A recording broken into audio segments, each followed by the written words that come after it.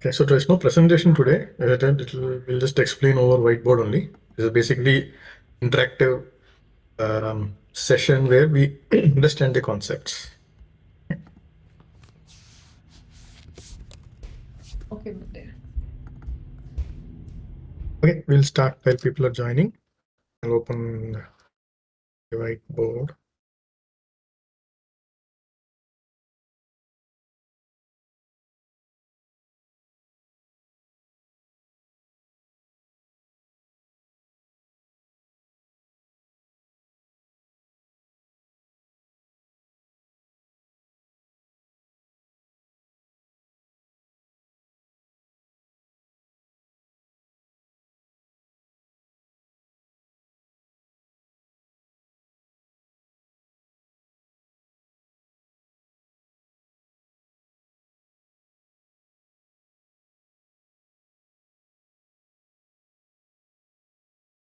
The screen is shared.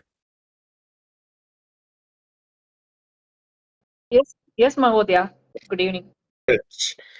As I said, this is primarily for beginners, so you will be having more importance, right? So any of you beginning stage, if you're not understanding, you can ask. We'll begin. Yes, So Mahodaya. before I start samasas, we have to now figure out in the entire language, in Sanskritam language, where does samasa fit into, right? What is a samasa? That I'll open the Bodhika screen once.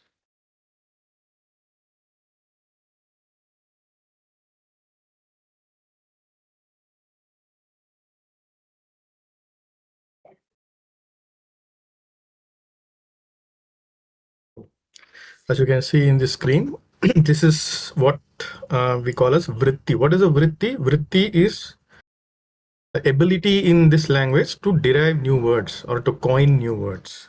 In Sanskritam, unlike in other languages, the native words, the words that are already there, are very less, right? It just, for example, the verbs, you all know there are about countable numbers, right? There are numbered to close to 2000 verbs, and nouns will be about few thousands of pratipadikams that are there in the language already. But the language has the power to actually where you can create. One second, let's take this call.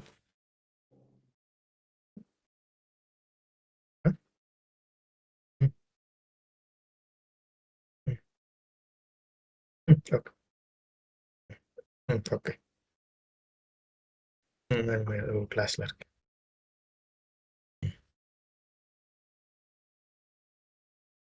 Okay.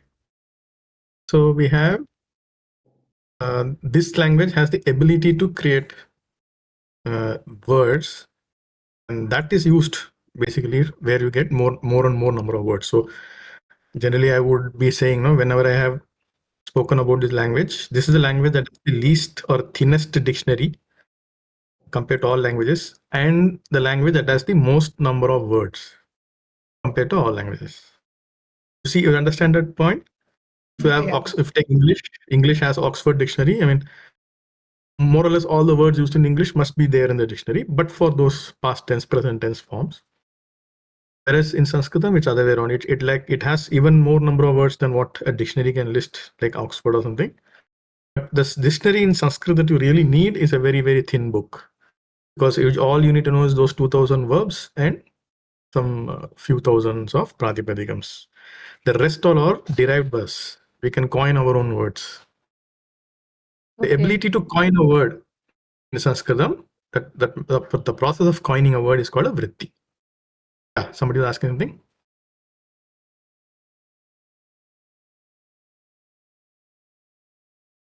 Go ahead.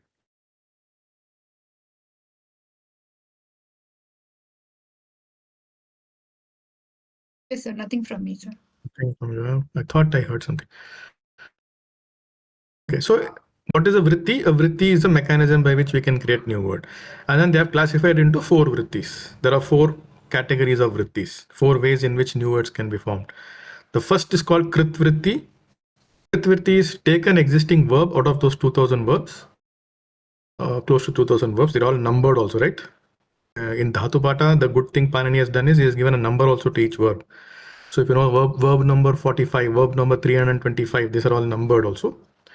So take any verb and that to that verb you add a krit pratyaya, right? And you create another word from it. So this is by this creation is this vritti is called a krit vritti, where you add a krit pratyaya to a verb and you're getting a resultant. As a result, you're getting new words. Example I've given in the screen will be kru and twa, krutva. Gam and tavyat, gantavya. Has with gang will be hasa. Bhaj and tin, bhakti. So kritvirti is clear. How we are forming new words in Sanskritam starting from a verb. Okay. Yes, Mahodaya. Next is called taddita vritti. Taddita vritti is you already have a pratipadikam that is there in your that thin dictionary I told you. That language is coming with a pratipadikam. So from a pratipadikam I can add a taddita pratyaya to it and create another pratipadika. Okay. For example, from the word Shiva, I can add anupratyaya and get the word Shaiva. From Nipuna, I can get the word Naipunya, adding that Shang pratyaya. From Guru, I can add Imanich and get Gariman. From Manava, I can add Tva and get Manavatvam. And Buddhi plus Matup, Buddhimat. Kyaha Tana, Hyastana. These are examples of, I have a word Pratipadikam already with me and I'm creating a new word. Because I want that sense. I mean, each pratyaya is there's a reason why you're creating it. It gives you a specific meaning. And for those things, you just create the word. You don't find them. You don't have to have a dictionary for that, right? Dictionary entry is not required. They're all derived by you. Of course, today there are dictionaries that are helping us. Like, for example, Apte may have an entry called Gariman, and it will say greatness, but it's just that he's adding it just because it is popular and you need to know. But actually, strictly speaking, Gariman need not be an entry in dictionary. All of us need to just know Guru and Imanich gives Gariman. And then we already know the meaning of Gariman because we know the meaning of Guru. And we know that Imanich Pratyaya is added to get the Ness form. So if Guru is great, Guru and Imanich Gariman will be greatness. So this is another way of creating forming a new word in Sanskrit called Taddita Vritti. So this is clear? Yes, Mahodaya. Other thing you have to remember is, we said here, Taddita Vritti, you start from a Pratipadikam that is there in the language and create your own.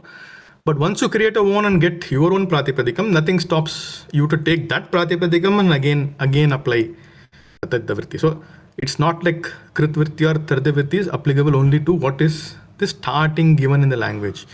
Even on whatever newly you have created, even if you create a new Pratipadikam, that becomes a Pratipadikam, and then again you can use that Pratipadikam further to create another Pratipadikam by the same Tadita Pratyas. Okay, unless of course some Pratyas restrict, like for example, Imanich will restrict saying it can only be applied once to the native words, right? And we also saw ES and Ishta applicable only to native adjective. I mean, the Pratyaya will itself tell you whether it is restricted or not. Otherwise, there is no restriction.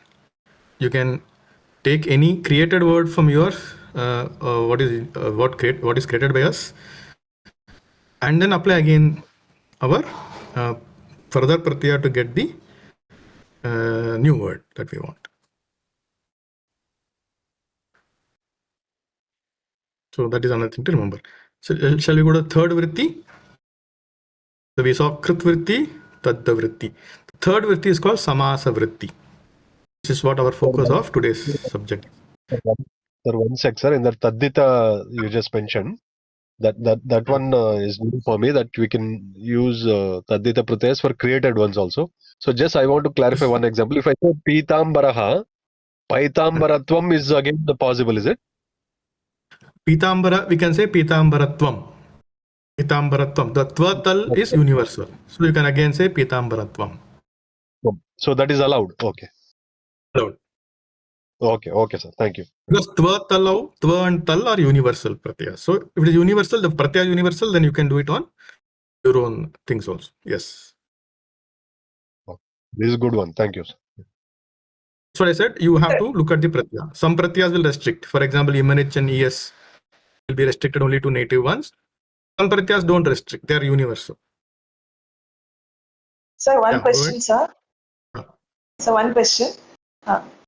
Sir, like multiple, like bhakti is a krita vritti. We create bhakti, and then on top of this, we can add one more tadhita vritti. Like, if I can say maya, it becomes bhakti maya, something like that. Yes, yes. That's it. That is what I meant when I said.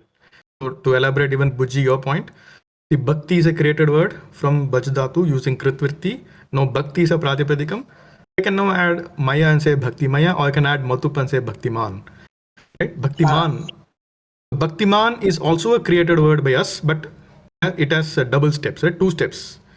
This first bhakti is created from bhajdhatu, and then matup is added to create bhaktiman. So this is the example. This is what I wanted to say by saying that you can, once you create a pratipadikam or a dhatu, you can also create a dhatu. I'll come to that. That's the 4th vritti. So once you create your own pratipadikam or dhatu, you are further allowed to take that pratipadikam and dhatu and reapply again all these things that we saw. So there's no ending to it now, right? You can reapply and reapply. Unless the specific pratyaya forbids you to reapply, you can keep on doing it. Okay, thank you, sir. This was a very good point, sir. This actually helps. Gives you, that is why it gives you, language gives you the power, so much of power to create words. And it is actually, this is so powerful that what do you say, the power is more than what we already could do, right? If you look at all the words used by all the poets in the Vangmayam so far, you still find that is much less than what the language actually gives you the power to. So many other creations we could have done that the poets couldn't even exhaust. Obviously, there can't be a dictionary to this then. You can't dictionary to it. It's like it will be close to infinity. They're looking at the permutations and combinations. Okay. I'll probably go. Poental is universal, right? Poental universal, yes. Can be used for any pratyas. After it is used again and again, this will be. So you can say like this, all right? We can pitambaraha as a samasa, and then after pitambaratvam, you can say. Yes.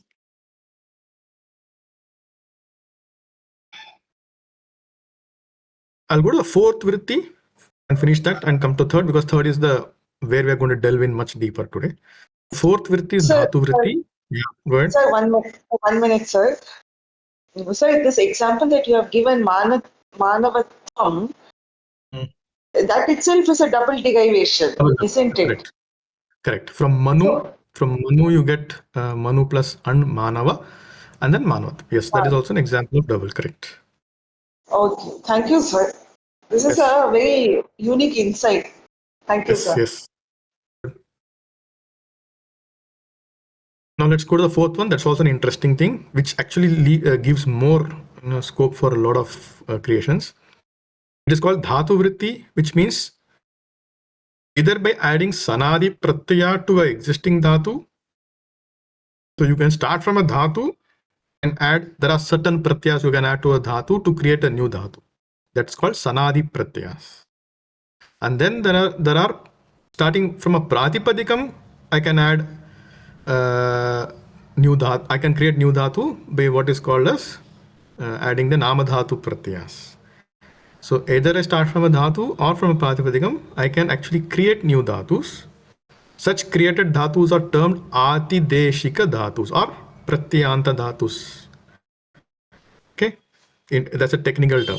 Atideshika dhatus. What is atideshika dhatu? Means dhatu that is created by us, rather than dhatu that is there in the dhatu pata, which is those 2000 dhatus. Any other dhatu apart from the 2000 dhatus that we are creating are called atideshika dhatus or pratyanta dhatus. Pratyanta dhatus, as you know, from the name itself, it means these are dhatus which are created from pratyas. Let's see an example. From kru you can add sun, you can get chikirsha dhatu. Chikirsha dhatu, this is a new dhatu which means wish to do. Then that is from dhatu to dhatu. Then we have kaka plus kyang, kaka yate, behaves like a kaka. Gam and nich, we get gami, which is gamayati, make someone go.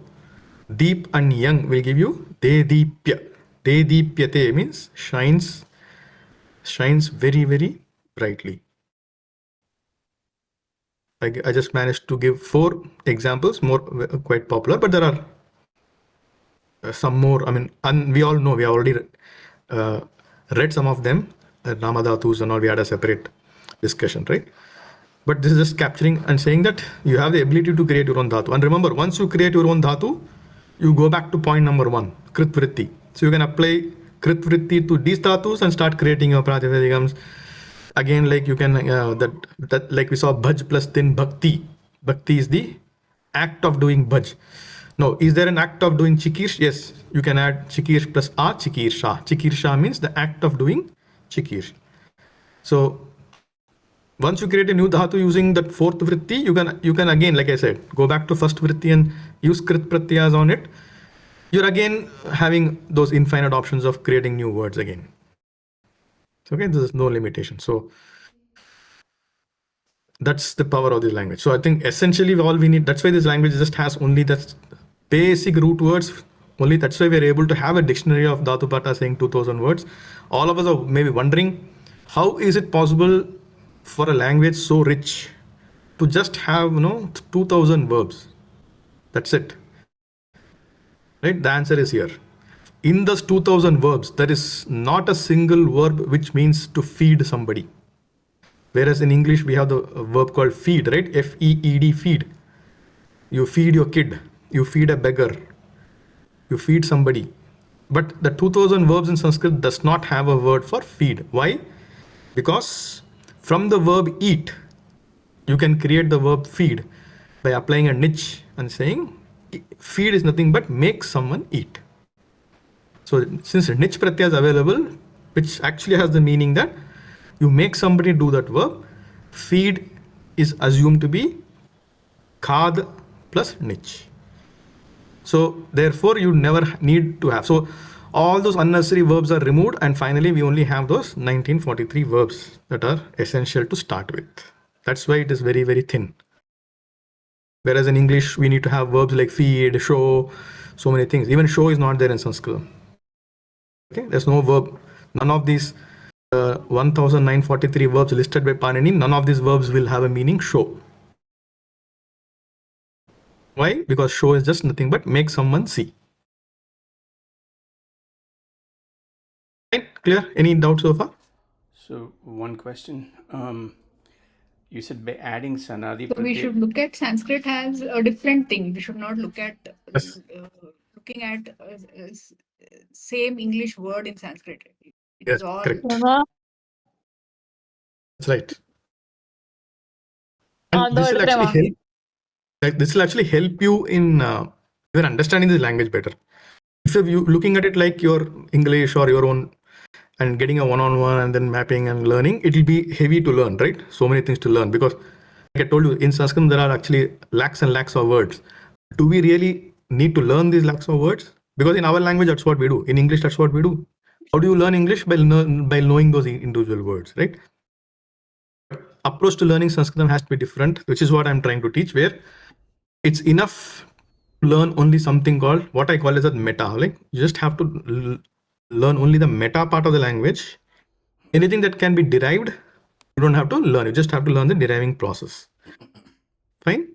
If you reduce your learning of Sanskrit only to this, it's actually the very simple thing to learn. That, like I told you, finally we just have only those 200 kanikas that we need to know.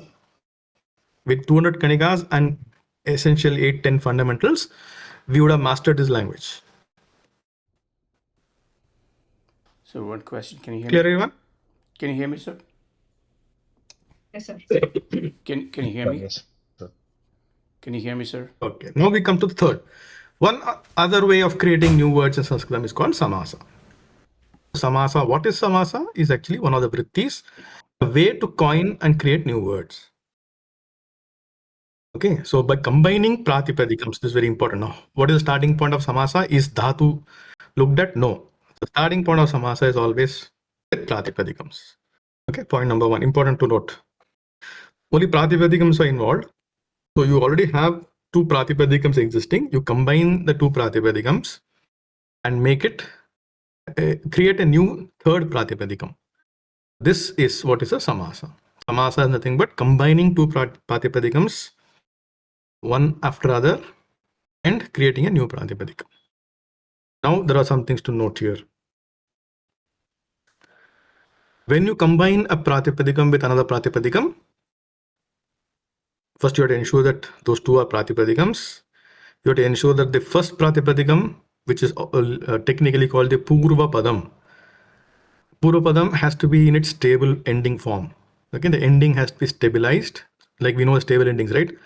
You can't have a chakara ending. It has to become stabilized to the kavarga. You can't have a sakara ending. It has to become visarga. So that quite a few things that we learned as part of stabilizing the ending. So that has to be done on the purva padam.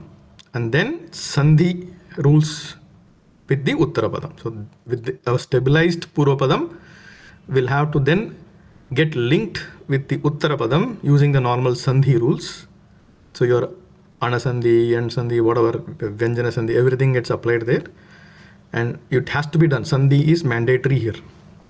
Okay, the sandhi, there's no option here. So you do apply the sandhi rules, combine the two pratipadikam. This is called fusing, right? You fuse one pratipadikam with the other to create, and that sandhi that is happening, you can treat it like a welding process, right? It's like two iron pieces and we are welding it in between. So there's like a welding. A welding is done actually by the sandhi between those two letters. Okay, so it's like you do the sandhi, you weld it, and then you get, now what you get is a new pratipadikam. Okay. Okay, Mahoday, I'll I pause don't know here. if you Have we? will be covering in the thing. So when you're telling there is Purvapada and the Uttarapada and the Purvapada when we are joining with Sandhis. So looking at it, will we be able to know whether it is a Sandhi joining two words or a Samasa? Will you be covering that later?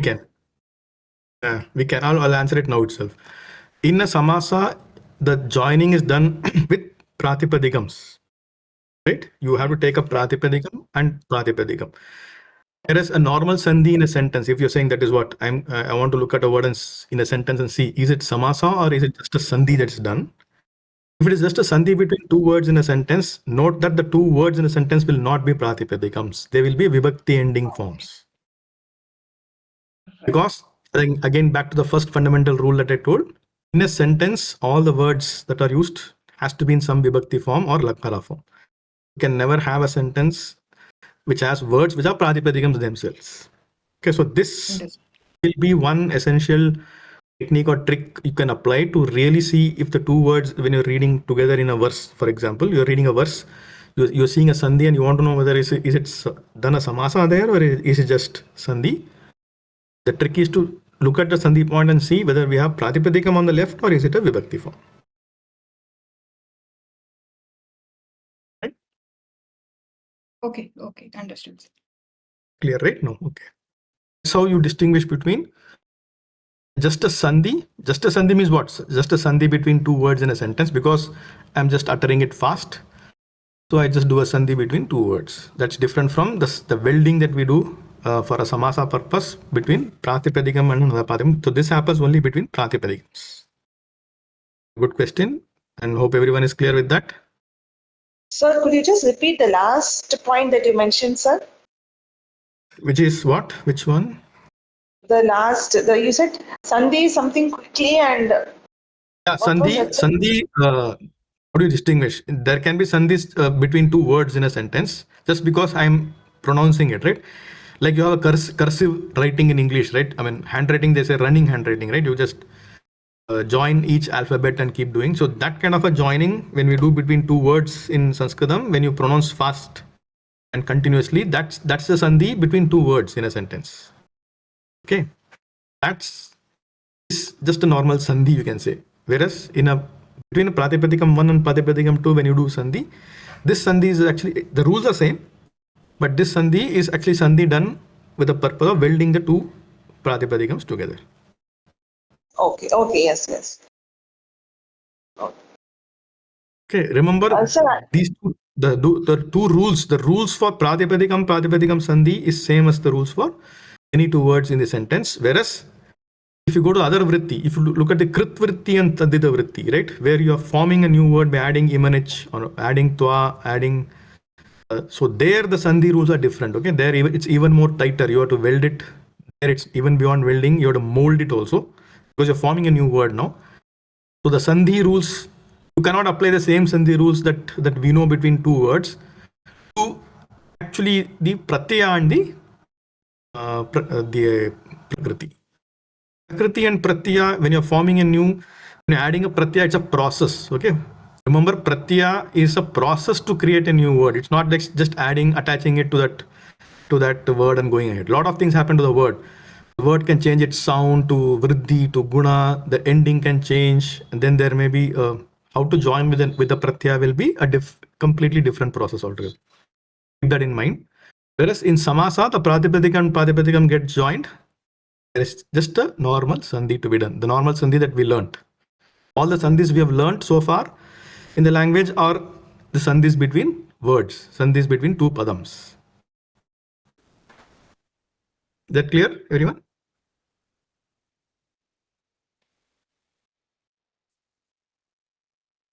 Yes, sir.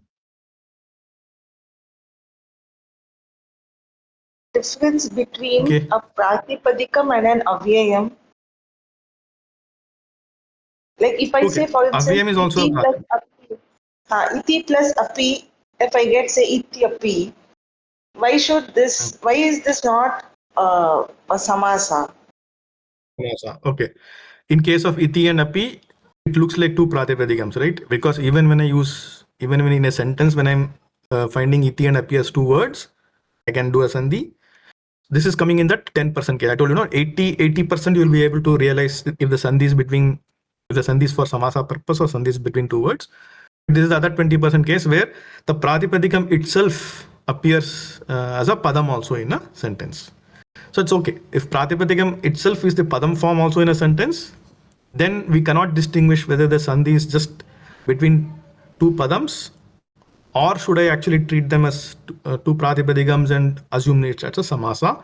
That will still be not known just by looking at the sandhi. See, looking at sandhi is only the first step. Sometimes there itself, 80% of cases, you can realize that this is not a samasa or this is a samasa. But if you can't, then sandhi is not enough. Then we go to the next step. So it just means that you have to go to the next step. Okay. So iti plus api, is it a samasa or not? Obviously not. It's not a samasa. It's not a samasa. Why, But you sir? cannot you cannot ascertain it just at this looking at the sandhi part. This is what I'm saying. Because sandhi part, when you look at iti, yes, iti is a word in a sentence. Also, iti is a pratipadikam. Api is a word in a sentence. Api is also a pratipadikam. So now at this point we still can't distinguish whether this is a samasa or not. We'll have to go to next step. I mean, once we learn more rules about samasa, which I'm going to tell you, you will have to apply those, and then somewhere we'll be able to, at some point we'll be able to determine that it is actually not a samasa. Okay, sir. We'll come to that. So first step, now we are saying two pratipadikams get combined. Okay, sir. And sandhi happens, right? So this part, everyone is clear? Yes, sir. And if there is a vibhakti, it is a sandhi. Yeah, if there's a vibhakti, it's a sandhi. That's clear. Okay. Yeah. So if you get, for example, so one word, if you get, for example, let's say Devasya alaya. Devasyalaya. So let's say Devasyalaya. That's the word you are seeing in a sentence or in a verse. So you see the word Devasyalaya. It will be written without any gap, right?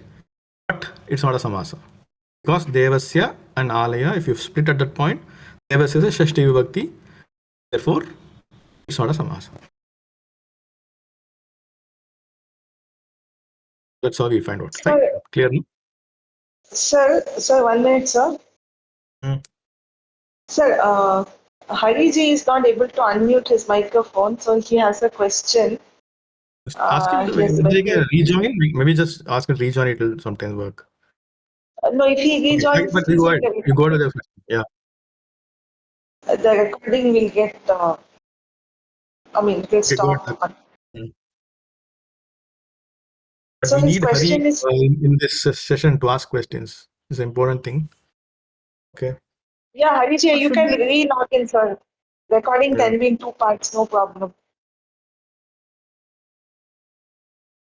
Okay. What was the question anyway?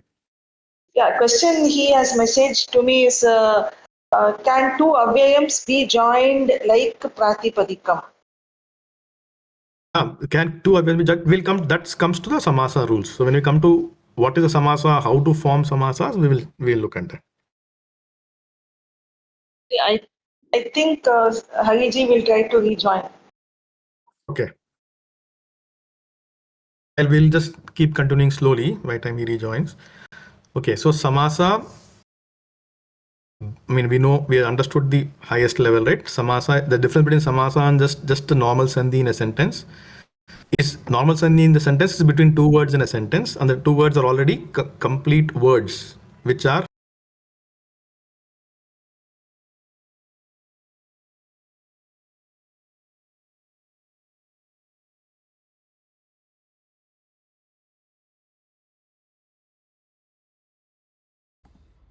Test.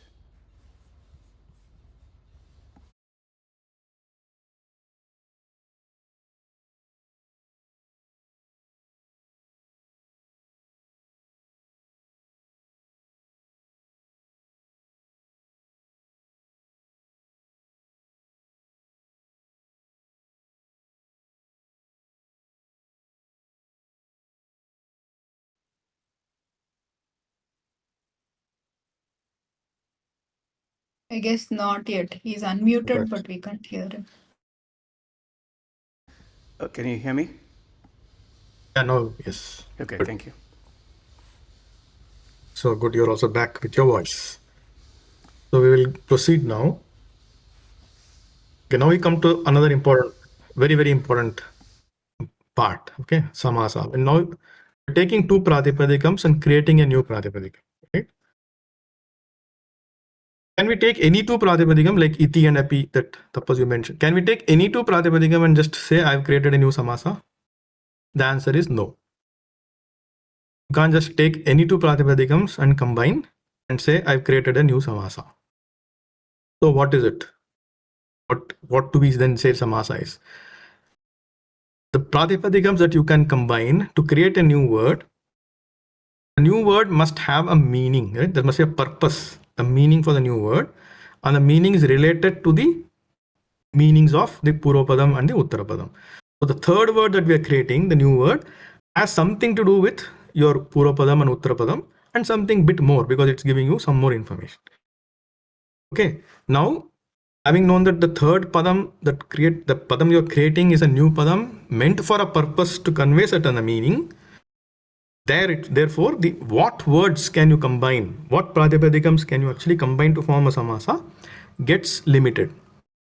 It gets well defined and limited to only certain pratipadikams. With certain pratipadikams you can combine to form a samasa. Okay, so by that rule, I mean okay, I'll come to ityapi later, but is this point clear?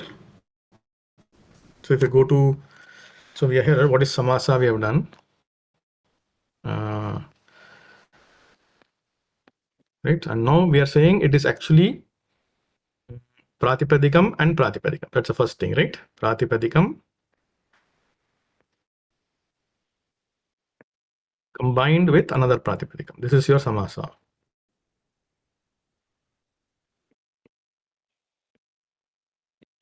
And then now we are saying the third pratipadikam that you get, okay, this is a new pratipadikam you're creating, which has some meaning. It conveys a meaning depending on the meaning of the Purvapadam and Uttarapadam. Okay, now what are these pratipadikams that can combine is what is finally coming into the templates, which will come next. Okay, what are the pratipadikams that can form compounds against what that cannot form is captured in form of templates. We'll come to templates, but before that, there are two more basic things that we need to cover. So we are clear. Pratipadikam and Pratipadikam combines to form a new Pratipadikam. So quick question. Yes, ma'am. So Yeah. it has to convey the meaning, then only we can use those as Pratipadika, new, like a Yes. Samasa. Okay. Yes. Okay. Correct. Samasa, the reason you're forming, it's same as the other vrittis, right? Even in Tadita vritti, for example, if you look at the Tadita vritti here, right? We are adding Guru and Imanich to form Gariman, because Imanich, I want to add to Guru to get the word greatness, the NESS. I add NESS to great and greatness, and greatness has a meaning by itself. Right? It has nothing to do with the original word great, but it is related to it. You got it? The difference between great and greatness. Got it. Likewise, Samasa does. Puji? Why create a word when there is no meaning? Correct. So that's the reason. So Samasa is another vritti which enables you to create a new Pratipadikam, like how you're creating greatness from great. This is a new Pratipadikam created from two Pratipadikams, and it conveys something which is meaningful, which has something inherently to do with the Pratipadikam, the two Pratipadikams meanings, of course, but it conveys something. It's a new word that conveys something more than what the two Pratipadikam mean. It conveys the relationship, or it conveys, it's a third word that conveys something meaningful related to the two words. That's the definition of Samasa.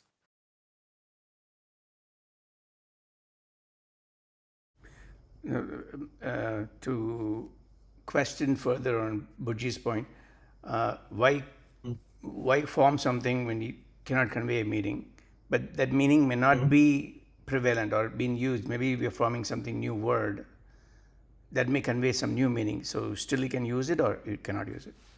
No, always like vritti, like your Adita vritti and Krit vritti, Samasa vritti is meant, each template is meant to convey a specific meaning that is related to the two words. Okay. We cannot create anyway new templates. That is ruled out. I see. Okay. And existing templates are all meant for a purpose of specific meanings.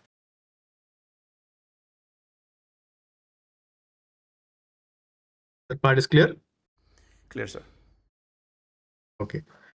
Next important point before you even get to templates. Next important point about Samasa is note that Pratipadikam, Purva Padam and Uttara Padam have been combined, welded, and the resultant Padam is a new Padam, newly coined Padam.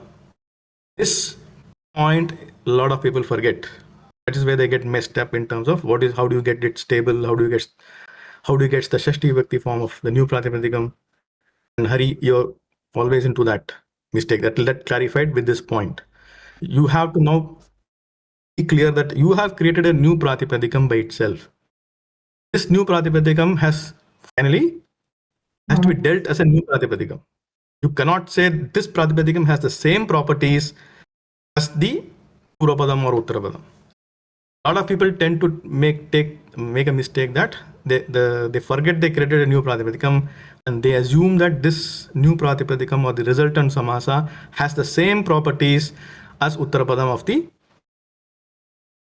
two words. For example, I'll give an example which we saw Hari make the other day, right? So if you have somebody who has a very happy mind, so you say Tushta. So I'm getting into a template, but let's not worry about that now. Tushta and Manas, right? So these are two Pratipadikams. Tushta means happy, Manas means mind. And as per one template, there's a template in Bovri which says you can combine these two words to create an adjective, and that adjective actually tells you or describes a thing or a person who has a happy mind. So what is the resultant Pratipadikam of this?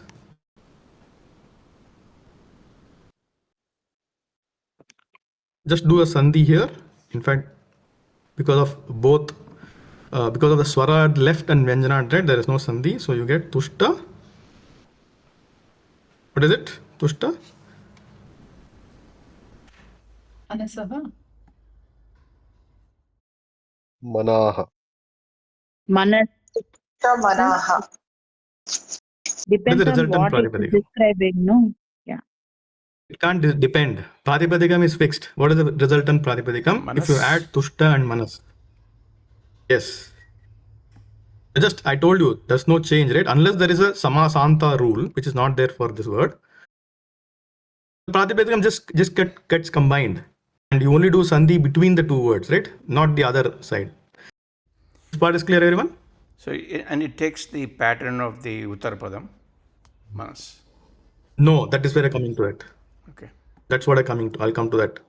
But first, Tushta Manas is the resultant Pratipadikam. What have we done here? We have taken Purvapadam, Uttarapadam, joined it and performed Sandhi at the joining point. In this case, Sandhi is not there. If Sandhi was there, we'll have to do Sandhi.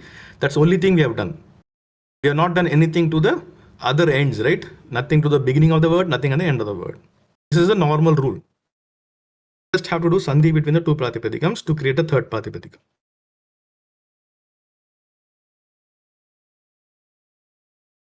What is called Samasanta rules, which means along with doing the welding in the between part, you also have to do some kind of a tinkering in the end. Okay, that is provided. There is a small list of, in the small list of use cases, small list of cases for which the end has to be tinkered. But for that, let's assume that is 5% case. So you have 95% case, you don't do anything to the ending. This so far we are clear how we got this Tushta Manas from Tushta and Manas? Yes, sir. Okay. Next step. So one question, sir. Hmm. So you mentioned in the beginning of the class about some stabilization rules, no? That cover Chavarga becoming Kavarga. Correct. Do those stabilizing rules apply at the time of creating the Pratipadikam? They will apply to the Purvapadam. Purvapadam has to be stabilized and then done the Sandhi with the Uttarapadam. No. What if that is in the Uttarapadam? Uttarapadam we still have not come yet. We just formed, this is just the first step of forming the Pratipadikam. No, sir. My question is, when we create the Pratipadikam, we just take it in the raw form. No stabilization is required for the. Is that right? That's right. Okay. So supposing the Uttarapadam is ending, let's say in Cha Halanta, and then we put the Purvapadam plus Uttarapadam and we get the new Pratipadikam. That can end in Cha Halanta. So far, no stabilization. Yeah. Yes. Because it's a Pratipadikam. Okay. When you say Pratipadikam, you can be clear. Pratipadikam is the term Pratipadikam we are considering as refers to that word which is just before stabilization. And then stabilization is another activity we are doing. Okay. Understood, sir. Therefore, Tushta Manas is the resultant Pratipadikam here. Now to that important question Hari was asking. Once I got this Pratipadikam Tushta Manas, what table do I look at? How do I get the Tritiya Vibhakti of this? Or how do I get the Panchami Vibhakti of this?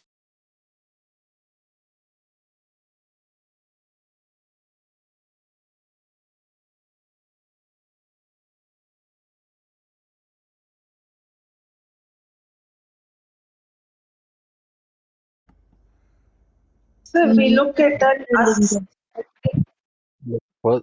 First, we need to decide the lingam. First, we need to decide the lingam. Lingam. That's right.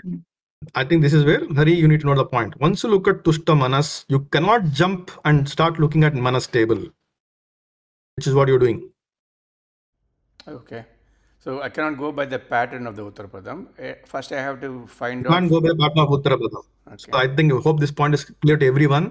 The newly created Pratipadikam is completely a new Pratipadikam, cannot be same as your Uttarapadam's properties. Not assume that whatever you have created now is has the same properties as the Uttarapadam, which is what the mind normally tends to think. Not do that. Okay. But if You have now created a new Pratipadikam.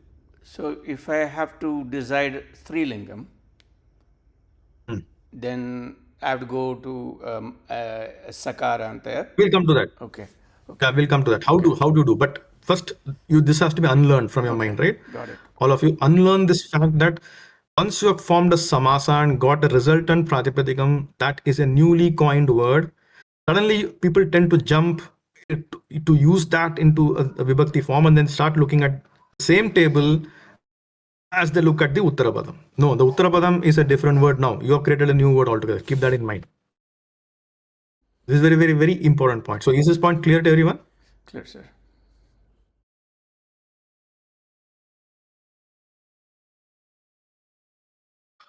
Clear? Lata, Usha? Yes, sir. Good.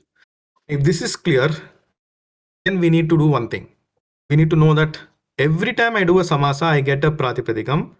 Now, I need to know what the properties of this pratipadikam is. What are the properties of pratipadikam in general? When you say pratipadikam, what properties can it have? It has to have lingam, vachanam, vibhakti. Right. Vachanam vibhakti comes when you're using it in a word. With respect to the properties of pratipadikam itself, one thing you need to know is it can be conjugated. It's either pullinga, strilinga, or napumsakalinga. even before lingam, let me tell you. First thing I need to know is this a noun? Is it an adjective? Or is it an avya? This will be your first decision that you have to take. You have to be clear. Right? Once I take two words, two pratipadikams, and create a samasa and create a new pratipadikam, I cannot use it unless I know this property. Unless I know what have I created now. Have I created a new noun? Have I created a new adjective? Or have I created a new avya? This part is clear, everyone? This is the first thing you have to determine. Okay, sir. Okay? You have to determine means, you'll know, since each you are going to create pratipadikam, as I told you, any two pratipadikams can't be combined to form a pratipadikam. There are rules, right, which says only these 40 templates are there. Now, whenever you follow a template, whenever you're saying, I'm going to create a new samasa, taking these two pratipadikams and applying this template. Once you know the template you're applying and you're forming according to template, the template will tell you what is the resultant. Each of the 40 templates that we have, each template tells you the resultant pratipadikam, whether it's a noun or an adjective or an avya.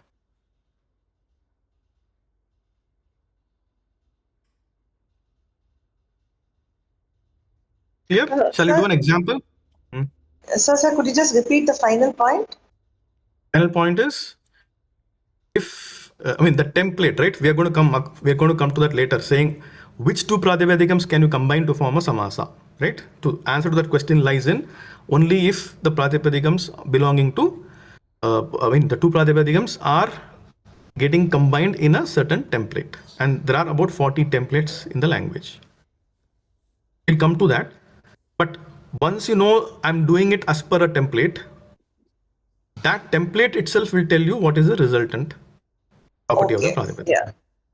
You don't have to decide. It's not like you are deciding. It's not like you are saying, I'm taking two pratipadikams and let me decide that I'm going to create a noun or adjective. The fact that you're creating a noun or an adjective or avya is determined by what template you have applied to form the samasa. Yeah. Let's take an example of tushta manas itself. So if I'm taking the word tushta and I'm combining it with manas, question here itself is, why can I even take these two words and combine? Do I have a template? Every time you start doing a samasa, you need to know, do I have a template? Do I have an existing template that allows me to combine these two? For example, tushta manas has a template, famous template called dirgha bahu. What is done for you? Once you have a template called dirgha bahu, what does dirgha bahu mean? What is the meaning of this pratipadikam? One who has a long hands. Yes, one who has long hands. Now I'm using the same template to form tushta manas, which means the meaning has to be same. So it is tushta manas is one who has happy mind. Just that the word dirgha is replaced by tushta, the word bahu replaced by manas. The template remains same. Right? One who has dirgha, long hands. I'm just changing dirgha to tushta, bahu to manas, and now I get one who has happy mind. Makes sense, right? Now this is a meaningful word. Of course, people can have a happy mind. So tushta manas is a example of we successfully forming a new compound based on Dirgha Bahu template. And when I'm basing anything on Dirgha Bahu template, the template tells you that if you're forming any compound using Dirgha Bahu template, the resultant is an adjective. Okay, that comes with the template definition itself because it refers to someone or something that has this property. Because Dirgha Bahu template yields an adjective, I know that tushta manas that I have created now is also an adjective. So the first point, is it noun, adjective or avyam? That gets known because I have used the Dirgha Bahu template. Clear so far? So the template drives the property, whether noun or adjective. Yes, the template drives the property of the resultant. Yes, the resultant samasa, what are the new word you coined, the property of the new word is driven by the template. Okay. Sir, one question, sir, here. So you're saying that it tushta manas follows a certain template. Sir, Correct. my question is, isn't our usage how we want to use which determines the template? See, what if I just want to say happy mind, not one with like Nilotpalam? Yes, no, that's the starting point. Once you're saying I want to form a compound, at that point you decide I want to form a compound in what sense and take that template. Instead of taking Dirgha Bahu template, you are free to take any other template where tushta and manas can be combined. Okay. Okay, yes. This is an example I've given. I'm giving an example saying, suppose you want to combine tushta and manas in Dirgha Bahu template. Okay. So, okay, we are free to combine it in any other template as well. Any other template, as long as the two words meet, I mean, they satisfy the template criteria, right? What does Dirgha Bahu template? What does Dirgha Bahu template say? You must have a Visheshanam asti Purvapadam. You must have a noun asti Uttarapadam. A noun must be such that it must belong to somebody or something, right? This much information Dirgha Bahu carries, right? So as long as you have followed the same template where you're saying I'm having an adjective, I'm having a noun, and I know that noun belongs to somebody, then you can create tushta manas template in Dirgha. It can be possible that the same tushta manas can be compounded in a different template also. Then the meaning changes because each template yields you a different meaning. Yes, yes. Got it, sir. Yeah, I thought I heard somebody else also saying something.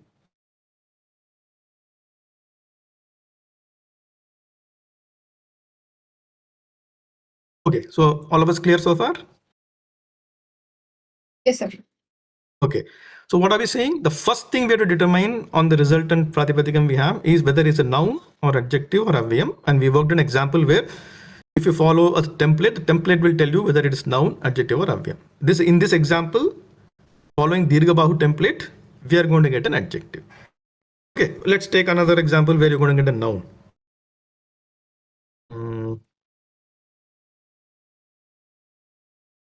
I will take Neela Akasha, right? So I will take the word Neela, which means blue, and then I will take, say, Gaganam, which means sky, which is a thing, and I combine these two to form a new word, Neela Gagana, right? I will take Pratipadikam here. So this Gagana is a Pratipadikam, so I get Neela Gagana. In fact, Neela Gagana is itself, Neela Akasha is a template itself. So from Neela Akasha, we are forming Neela Gagana. Now, what template did I apply here? The template I applied here is called Neela Akasha template. I mean, when you say template, it's like an example samasa, right? But if people like Usha who are writing the Kovida exam, they will not accept you saying template Neela Akasha. They will not know. Each template has a scientific name given. So you have to use that name, which we will learn slowly, okay? So the Neela Akasha template is also called, what is it called? Visheshana Purvapada Karmadharya Samas. So they have named templates. Templates, when I say a sample pratipadikam or the sample compound word, is for our mind to understand. I find that it's very easy for us to very quickly understand any words and understand the compound. So we use templates in our parlance. But every time you have to write an exam or you have to formally explain a samasa, you have to go back to the technicalities of the language which you have to use.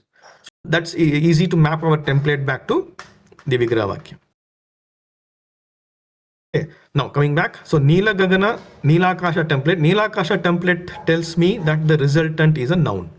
Therefore, since I use that template, I know that Neela Gagana is a noun. So this is how I apply a template, and like Tapas asked a question, which template even do I choose? That is driven by what you want to convey.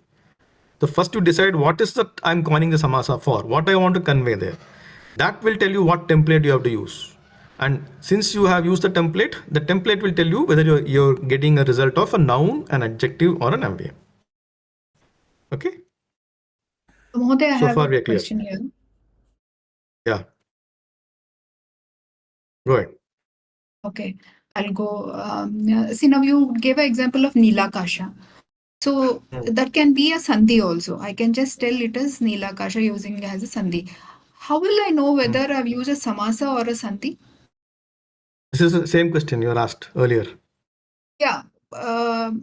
See, it means the same. Neela Kasha has a sandhi and Neela Kasha has a samasa. Is it not the same? Not the same, no? If it is a sandhi, you will not find Neela used in a sentence, no? It will be Neelaha Akashaha. Okay. This is what I'm back to answering the same again in detail. Okay. Got it, Mahoday. Got it. In a sentence, the word Neela will not appear as Pratipadikam. Yes. It will be Neelaha Akasha. Then you will start doing Visarga Sandhi here. Yes. So, This is different from Neela Akasha, where Neela Akasha is a Pratipadikam to Pratipadikam Sandhi. so along the same lines, Yeah, But here it's the same, right? not the same. Neelaha Akashaha is different from Neela Akasha. No, Visarga Sandhi also results in the same. It will not result in the same. Neela, Lopaha. Lopa will happen. So you will get finally Neela Akasha. That's two words again. Right? Yeah, it won't be a same word, but words will be the same. Neela Akash. Yeah, but what she's asking is from Neela Akasha. If you see the word Neela Akasha, can you say it is a compound? Yes, you can say. Right? It has to be a compound.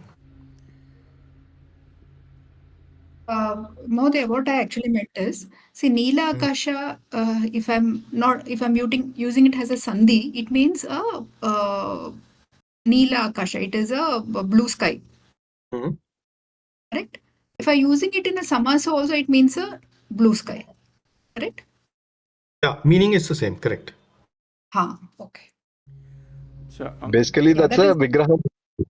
Yeah, That's a a Vigraha. expanded form.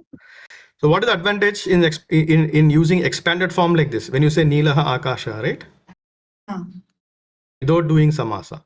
And if you're using the word Neela Akasha with samasa. Yes. What is the difference? Which one to use?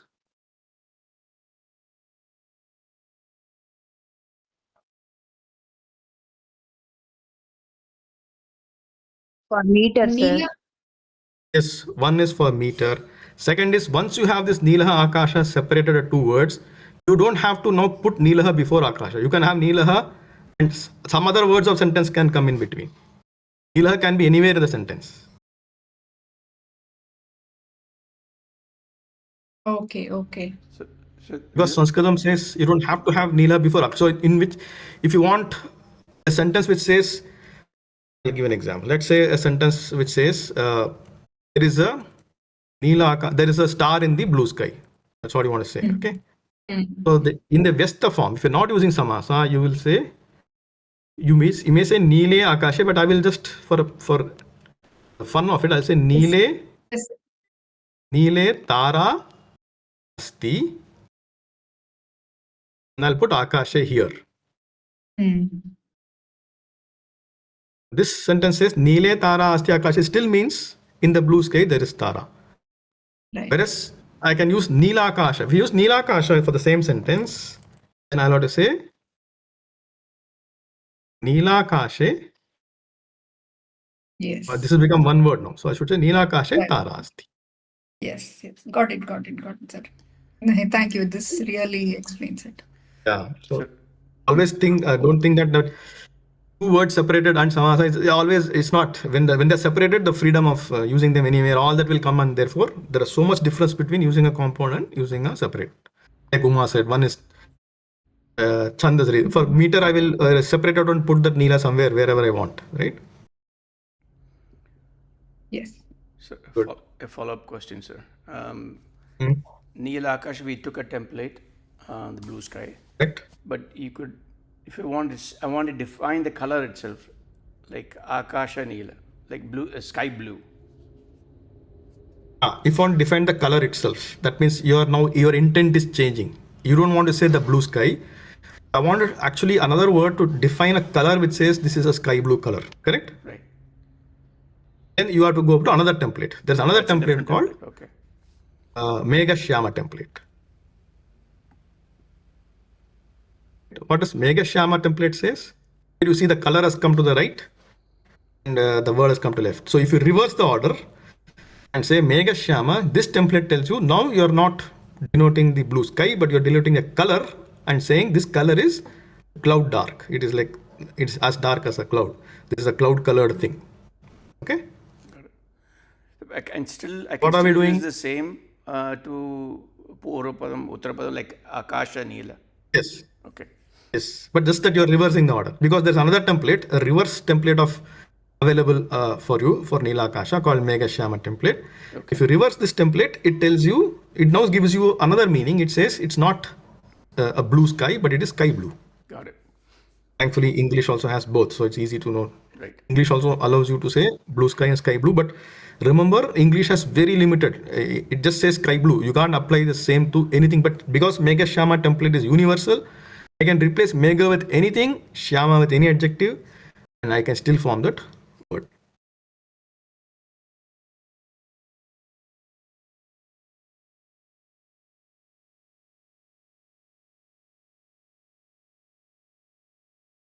So I can example of Mega Shyama. This is like, right? Can we replace Mega with Simha? It's an equivalent replacement, right? Noun to noun. Shyama with Ugra. Ugra, Shyama means adjective, which is saying dark. Ugra means fierce. So what does Simha Ugra, when you do Sandhi, you get Simhogra. What does Simhogra mean now?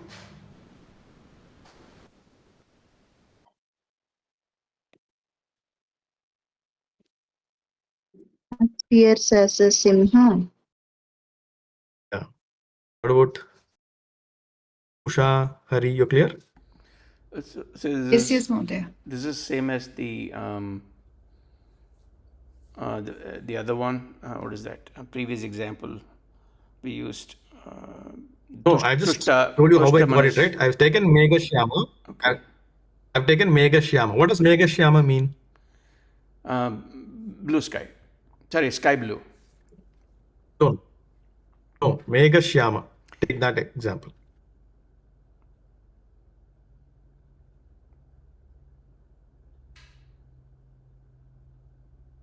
What does Mega mean? Cloud.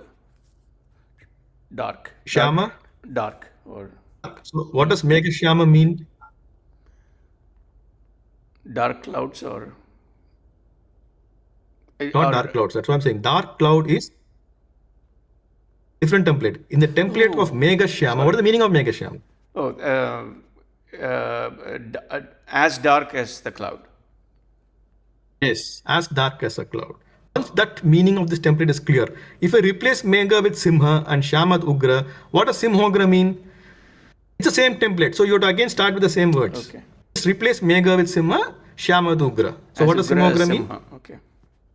Yes, as Ugra Simha. This is how you derive the meaning of a word also. The meaning of a compound word is simply derived by knowing what template it is, and you know the template's expansion, substitute these words there and you get your new expansion. Is it clear? Got it, sir. That's why when you read a samasa in a verse, it's very important for us to first look at the samasa and say what template is it from. Right? That is the first thing you have to crack.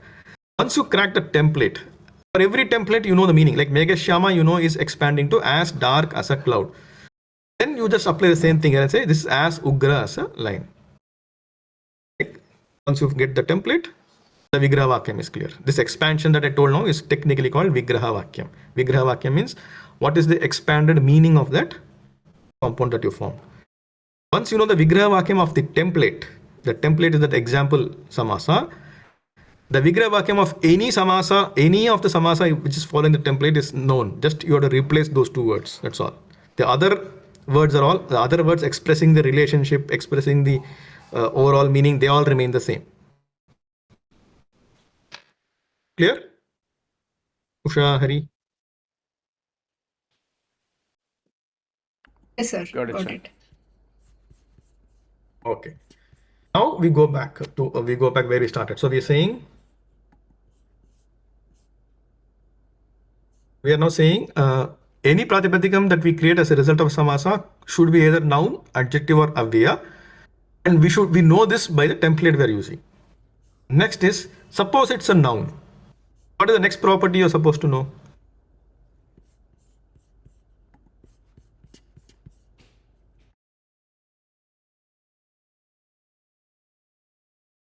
What's the question? Can you repeat again?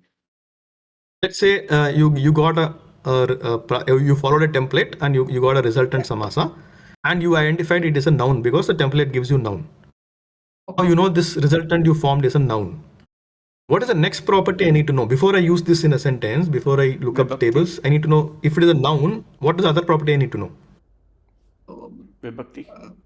Whether I have to use the linga and whether I have Lingam. Lingam. Lingam is the next thing. Okay. Once you know it is a noun, the next thing you need to know is if it is a noun, then what is it? Is it stri? Is it pum? Or is it napum? The next thing I need to know. This is all I'm saying. All these you need to know before you even start looking at a table for its vibhakti form, right? Because the table which gives you vibhakti forms will expect you to know, will expect you to come to the right table knowing the lingam already, right? This is what you need to do. If it is a noun, then I should know if it is stri, pum, napum. How do you know this? Again, the template tells you. Every template tells you the resultant pratipadikam, is it a noun, adjective, or avya, and if it is a noun, what is the lingam also, right? Every template tells you that this is what you're created now.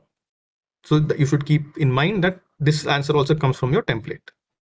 Is it clear to everyone? Clear, sir. Except Yes, sir. Bahuri. Next. No, everything. Even Bahuri has both. I'll tell you that. Next is adjective. Suppose the template says you have created an adjective. Before I look at the table, what do I need to know?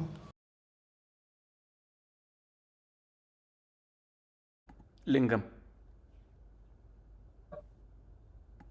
So I should Oh. know the pratipadikam for the word for which I am associating the samasa. Yes. Adjective. as an adjective. Yeah, going extending Hari's thing, you need to know the lingam, but the lingam will not be known at this point in time when you're forming samasa. The lingam will be decided only at the time of runtime, at the time of in the sentence to which vishesham am I making this as vishesham, right? Got it. That will determine the lingam. But that's one thing. Knowing the lingam alone won't be enough. One more thing you need to know, different from a noun. Okay, you need to know that if it is a strilingam, okay, you have an adjective now, but you let's say Usha, you have an adjective and you determine that I need it for a stri word now. Then the question, one more step is, should I now change this adjective to a ending or e ending? Right. Or no change. Sometimes you can have no change also. So this is an extra step I need to know because I got an adjective. Now I need to know if I am to use it for a strilingam, should I make any change to that word now? Because it's strilingam, do I make a change? This question is not there if it's a noun. If it's a noun, it's already telling you it's a strilingam or pullinga napum word, right? You're clear. But if you create an adjective, you need to know, do I need to change its ending to make it a strilingam? That will depend on the visheshya, right? No, Visheshya will change tell you. Visheshya will tell you if it is strilingam or not, right? Correct. Let's Correct. say Vishesha tells you it is Strilingam. Okay. Then also you need to know, for this adjective, should I make it A ending or E ending or no change? How do I get the Strilingam form? Okay. You're getting it? Yes. Yes.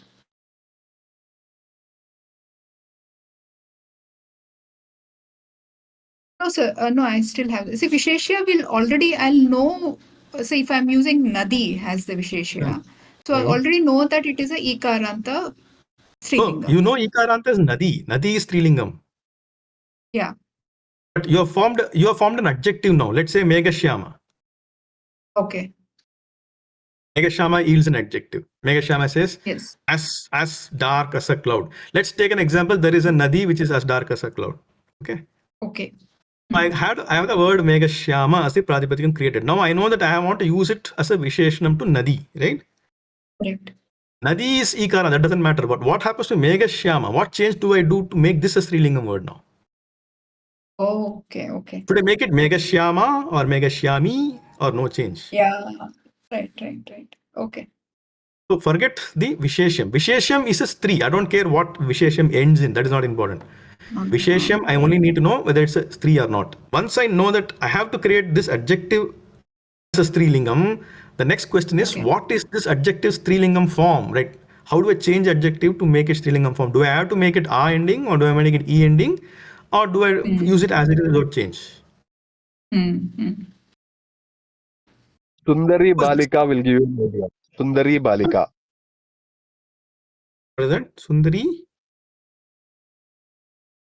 Sundari Balika will give her an idea. The difference between the. Correct. Sundara. If you take Sundara as an adjective, for Balika you become Sundari, right? Sundari Balika. But there's no samasa there. Assuming you created a samasa and you have this question. Okay. So now again, how do you get the answer to it? The answer to it again lies in the which template have you used. Now here template alone is not important, not alone enough. You need to know which template have I used to create this, and what is the ending word also. Like the property of the word that is ending also will drive whether you make it I ending or A ending. Right? We will see all this when we start looking at templates. But this is important that before we even get to any template, what I'm covering today is the essence of samasa formation, where we need to be clear. These are all the things that we have to look for. Okay? The third one is simpler. Suppose you know that the template of the template you're following gives you an avyam as the output.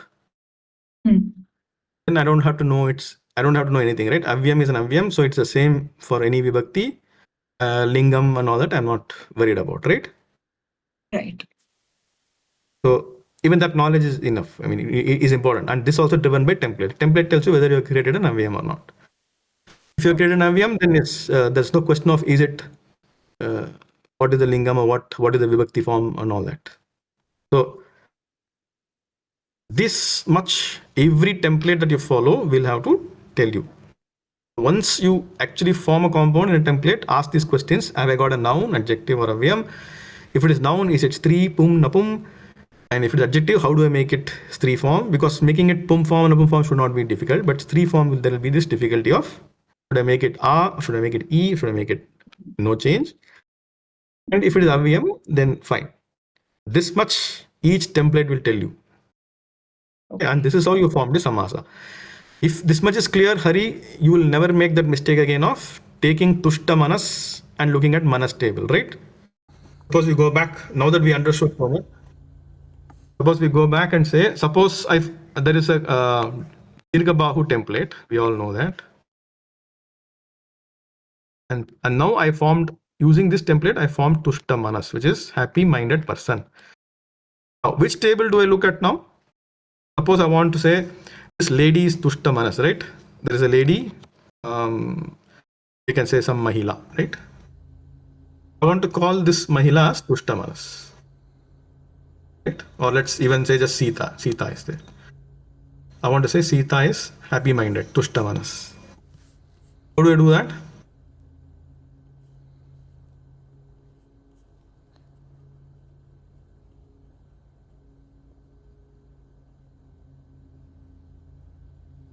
So I should use. Going by whatever I explained.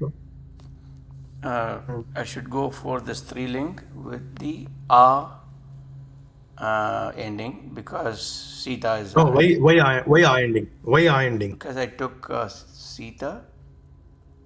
Sita is a word in the sentence which is saying it is Trilingam. That is not affecting your Tushta Manas. Why are you linking it to that? Okay. I'm not talking about Sita's table, right? Sita's table we know. Okay, then I'm stuck like which one to use, R, E? Or no? So we are R, E, I told you, does not depend on what is the Visheshyam. Forget that. It all depends on what template have you used to derive it. And what is the last word? Have you got this clear? Yes. So this is a question even Usha asked. Usha also brought the example, right? If Nadi is Ikaranta, do I know? Nothing. Nadi could, even here Sita, instead of Sita, I could put Nadi and say this Nadi is happy-minded Nadi. Doesn't matter what the word you're using there. That does not govern Tushta table at all. Tushta Manas table has to is governed only by what lingam you want. Okay?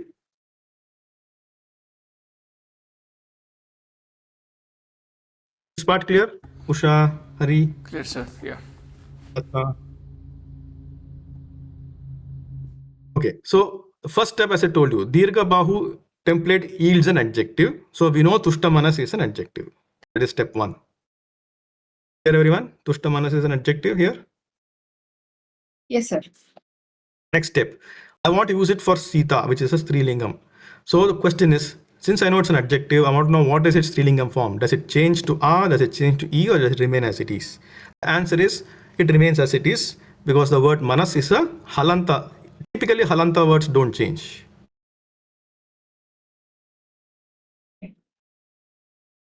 Are we clear? There's no A addition or E addition. So this I addition or E addition, you're talking to the Pratipadikam, not the Prathama Vibhakti form. No, Pratipadikam, before I even look at the Prathama form, I need to make that change to, I need to get this 3 Pratipadikam. Okay, okay. This is converting the Pratipadikam you have formed into a 3 Pratipadikam. Okay, fine. Therefore, that 3 thing is a bit special, okay? Because even after adding this 3 pratyay, you're still at Pratipadikam level only. That is why we need to clearly say, having formed a Pratipadikam at the end of Samasa, if it is an adjective, I need to still create a 3 Pratipadikam, and only then I've finally done with the Pratipadikam part. Okay? Okay, got it. So what is this 3 Pratipadikam form of Tushta Manas? Everyone, based on what I told so far?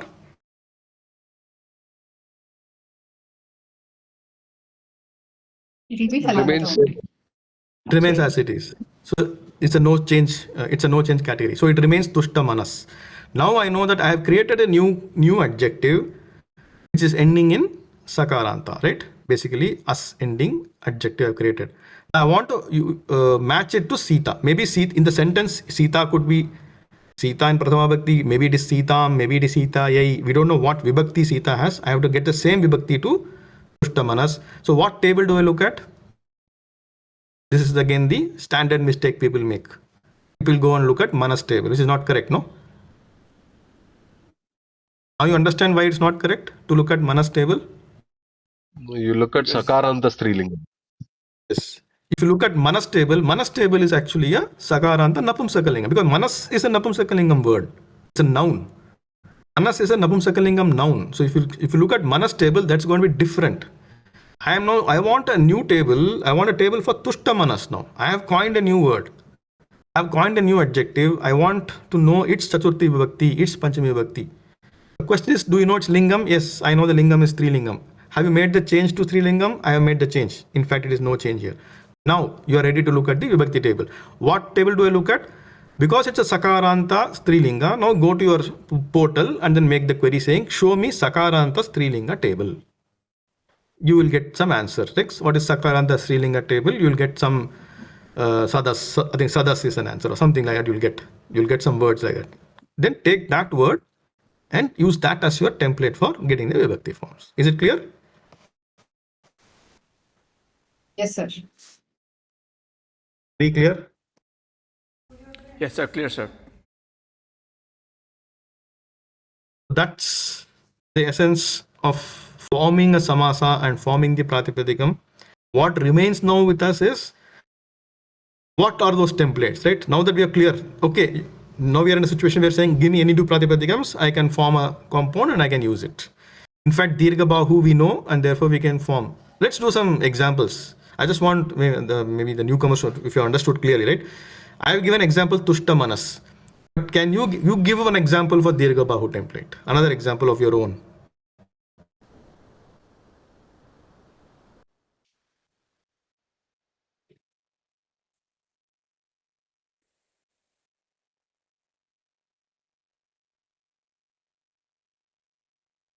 What is Mrudu dirgha Hrudayam. bahu template? What is the extent? Very good. So you say mrudu, Hrudayam. then what? Ida, Hrudaya. Hrudayam. Hridaya. Hridaya, pratipadikam only. Okay, Hrudaya. Right? This is very important. Only two pratipadikams we are combining to form a resultant pratipadikam. Yes, Mahoday. Clear? So, Hridayam is your Pratama Bhakti form that we are not worried about here. Yes. Mrudu Hridaya. What does it mean? What does it mean? One who has a soft heart. Soft heart. Soft-hearted person. I mean person or thing or whatever. Something which has a soft heart. Now, if I have to use this for Sita in a sentence, then I need to know, look at, this is not a halanta ending, it is here ending. So then this gets a change to Mrudu Hridaya. Yeah, this becomes a Pratipadikam. Oh, okay. So, Because this is an adjective and now I have make it for Sita. so why did you choose the A ending here for Hridaya? That is the rule. The rule is if the word is akaranta ending, Okay. then A ending is the adjective form. That's a default rule. All of you remember, any adjective to be made into Strilingam form, the default rule is A. Default. Now, there are very few cases where it will become E, that will be separately looked at. We will study separately when it can be E. As long as it, we know that, I mean, as long as it is not E, it will be A. Fine? So this default R rule for Strilinga, it is applicable across all sorts of some, like this is not only in this case. Supposing I said, let's say Mukha Chandra. Oh, no. Mukha Chandra is a template that does not yield an adjective. Just now we said, right? No, Every that's template. No, that is what I'm asking, sir. No, Mukha Chandra does not yield a template. No, Mukha Chandra is a template that does not yield an adjective. It yields a noun. It yields a noun. Correct. Once So my question, the template yields a noun, we know it's lingam already. There's no question of changing the lingam now. yes. No. My question is, will it take an A or E? No, there's no question of changing. No, where is the question of RE? There's no change. You're not changing the lingam at all. The question of RE comes only from the Pratipadikam. I have to create a 3 Pratipadikam now by changing it. Okay. Understood. It's applicable only for adjectives. Only for adjectives, you are in a situation where its lingam is still not decided. I need to make it Strilingam. So the question comes, do I add R? If it is already a noun, its lingam is fixed now. You don't have to do any change. Yeah. Got it, sir. Got it. Understood, sir. Mukha Chandraha will change. No? Chandramukha will change. Sorry. Yeah, if your Chandramukha will come back under another template here, it will change. Yeah. Basically, what you're saying is, if your template is yielding a noun, of course, along with the noun, it has already also yielded you the lingam also. The template also decides that it not only yields a noun, what is the lingam of it also, the template decides. So if the template is telling you this yields an adjective, that's when the extra question comes. If it yields an adjective, I also now need to know what is the Stri form of it. This question will not come for nouns and avyams. Okay, good. Usha, you got Mrudu Hridaya. Like, you want to try, Hari, an equivalent for Dirgha Bahu, another of your own samasa for it? Thinking through. Dirgha bahu, what is the expansion? It is Long hands. one whose bahu One is has dirgha. long hands. Okay. Yeah. So now substitute dirgha with anything, bahu with anything, and come up with, like Usha said, mrudu hridaya, which One who translates has to one short whose sight. heart is very soft. How about one who has short sight? Yes. So how do you say that? So how do you say that? What do you substitute with what? Drishti. Hmm? I don't know. I have to say short. Go by the template. Go by the template. There is a dirgha bahu. Dirgha bahu tells you one whose bahu is dirgha. Lagu drishti. Go by the same template. Substitute bahu with what? Drishti. Drishti. So instead of bahu, I put drishti. What I put instead of dirgha? Lagu. Lagu. That's it. So you have formed your own samasa now in the dirgha bahu template. Is it clear? Clear, sir. So in this case, Now. I have to choose Strilingam. So that depends on what, no? This is an adjective. Okay. Now you want to use this adjective in a sentence. That's why I'm saying the lingam gets decided once you decide where to use this now in a sentence. Okay. So In a sentence, you could use this since it's an adjective. You could use lagu drishti to a female, to a male, to a napumsakalingam. okay. In a sentence, it can be used for any three, right? So in this case, let's say we want to choose a Strilingam. I have a question. Like, Okay, let's say you want to. Will I use this three? I mean, which table? Maybe I'm jumping the gun here. Do I use? It's right. Question. Let's say you want to use it for Strilingam. Then first question: do I need to make any change? The ending, right? Right. No, there's no change to be done because it is a hrasva ikara. Only if it was akara, I need to make it akara. Or the question of whether making it akara or ikara will arise. Okay. But if it is already a halanta or already there is an ikara there is no question now. So that remains as it is. Okay. Okay. So therefore I don't know change. Now, what table do I look at?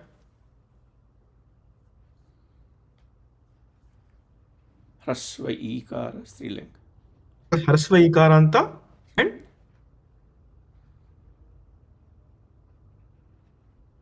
lingam. Hrasva ikara Strilingam. Yeah, these two are required. No, because if you look at the portal, you will also find kavi shabda there. Right. Right. You'll also find mati. So which to choose? You have to choose that which is Mati. asvaikara as well as strilinga. Okay. That's what we want here. The same question. Now suppose it was instead lagu drishti was for a purushaha. There is a purushaha who you want to call as lagu drishti. What table do you look at now? I'll say Hari. Yeah, hrasvaikara pullinga template. So hari template or kavi template. Kavi.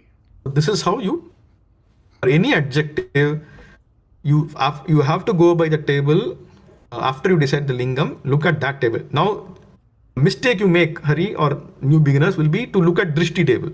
You cannot look at drishti table now. Drishti table is fixed to be in strilingam. Right? You can't. You have to now remember that lagu drishti is a new adjective we have coined, and it has nothing to do with the properties of the word drishti, which is already there, which is a strilingam. That's all fine. But I have coined a new word lagu drishti. So now this new word lagu drishti has a new table to look at, nothing to do with the drishti table. This is what you have to keep in mind. Got it, sir.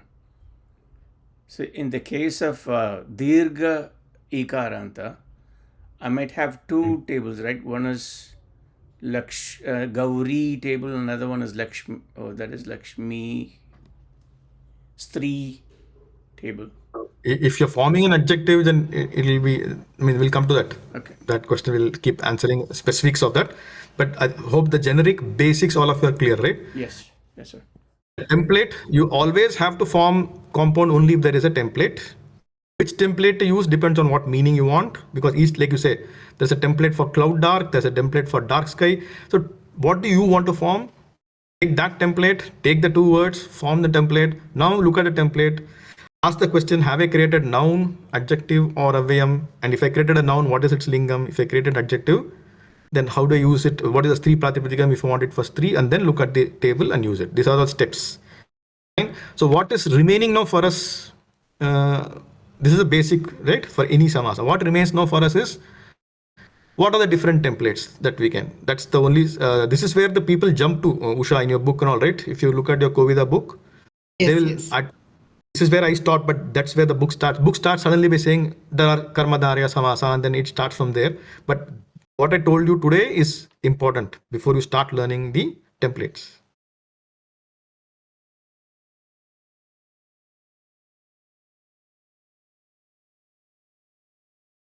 Absolutely, sir. Because Yeah. when Now- you used to tell the template, now we also have to ask the other things also, whether it is an adjective or a noun or. Correct. Every That is template also- will tell you. Now I'll give you some examples. Now it's easy for you to. Maybe we should have looks like we should have another class on samasa to just continue from here to say now what are those 40 templates, right? What they have done is they have classified now depending on the template and its meaning.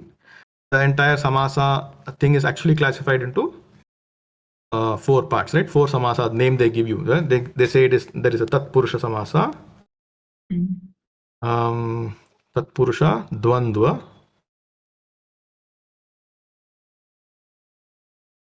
dvandva samasa. Then we have avibhava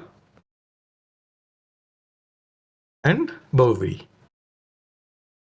May not be in this order, but these are the 4 classifications of samasas. Okay. Now it will be very easy for you to. How are these names coming? These names are just coming based on what is the template and what meaning they yield and things like that. Okay. Okay. Now there is sub classification. Within Tatpurusha again you will have, within that there'll be something called Karma Dharaya, and then there'll be Vibhakti Tatpurushas, there'll be Pradi Tatpurushas, like that. It goes on. Okay. All these are depending only on the template. And I told you, right, templates are numbering only about 40-45. They're just getting distributed across all this. Okay? The Neela Akasha we did will come under Karmadharya. Meghashama also comes under Karmadharya. Within Karmadharya itself, there are 9 types. Okay.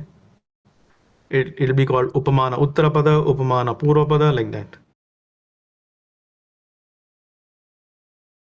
But what we have learned today doesn't matter now, right? All these are just classifications. But given any template, how do I form a samasa and how do I use it? That's what we have learned. So I hope that is very essential, because no point in learning all these types without still, you're not very, the basics are not clear.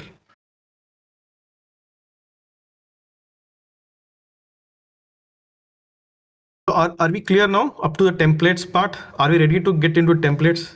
That's what I want to be clear. Yes, sir. As of now, yes. Yeah. What is template? I told you there are 40. Templates are telling you only if you want, only if the words belong to, only if you want to express the meaning of that template, you can use a samasa. That means, answer again that ityapi question that Tapas asked initially. And ityapi be called a compound? The answer is no, because there is no template in all of this Tatpurusha, Dvandva, Avibha, Bahu that tells you take 2 avyas and compound it. Ityapi has 2 avyams, right? No template tells you that Purvapadam, Uttarapadam, 2 avyas you can take, and because of there is no template, we say Ityapi is not a compound. This answers your question, Tapas? Yes, sir. Yes, sir. This answers the question. So I want to come back to this point. Like at this point, we are now clear. We are now understood the basics. We are ready to take on templates. Only if there is a template can you make the compound. So any 2 pratipadikams cannot be made into a compound.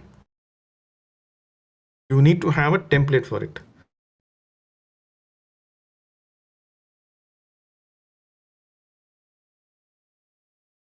Sir, I have one question here, sir. So not exactly related to template. So can we ask question regarding Vigraha Vakyam, or will you take that later? You can, but yeah, go ahead. Vigraha Vakyam is nothing but explaining expansion of a template, right? Once a template contains the Purvapadam, Uttarapadam, what does it mean? How does a template expand to is the Vigraha Vakyam. Yeah, go ahead. So we have a Kupa Patitaha. And the Vigraha Vakyam says Kupam Patitam or Kupam Patitaha, something. So why can't it be Kupe Patitaha? Why It can does it be. come under It need not be Dvitiya because Purusha? if you say Kupa Patitaha, one who has fallen in a well, we say Kupa Patitaha, and then the first question you ask is it fitting Saptami Tat Purusha template? Saptami Tat Purusha template, there is one template which says location and Tanta word, right? Where the location happens. Now this matches here. So there's a Kupa which is location, Patita is Tanta word. So Kupa Patita can be expanded to Kupe Patitaha. This is not incorrect. It is correct. But sir, it is classified under Dvitiya Tatpurusha. You can No, classify in there fact, also because it is also meeting the Dvitiya Tatpurusha template. So sometimes the same compound can meet multiple templates, in which case you can have multiple Vigraha Vakyams. what does Kopam Patita even mean? Like Kupe Patita has a proper meaning. Fallen Even into Kupam the well. Patita has a meaning because they're taking Pat there as to not fall down, but that Pat is something else. It is to go to basically, and Go because to of that, they are like the destination, like Gam like Dhatu. destination. So it is Kupam Patita, correct? Taking a destination for that going.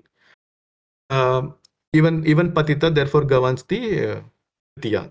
And then they put that example there because that Patita is listed by Panini as part of the Dvitiya template, right? Shrita Atita Patita. Because that Patita is listed by Panini, people have to give an example.